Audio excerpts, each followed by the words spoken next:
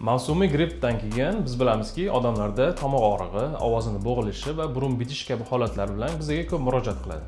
Shu holatda shifokordan qanday tavsiyalarni eshitgan bo'lardingiz? Bu holatda, uy sharoitida albatta birinchi navbatda ovqatlanishga e'tibor berish, ya'ni juda ham issiq va juda ham muzdek ovqatlarni iste'mol qilmaslik, ko'p suyuqlik iste'mol qilish kerak bo'ladi. Tomoqlaringizda antiseptik spreylar va antiseptik pastitkalardan foydalanish tavsiya qilamiz.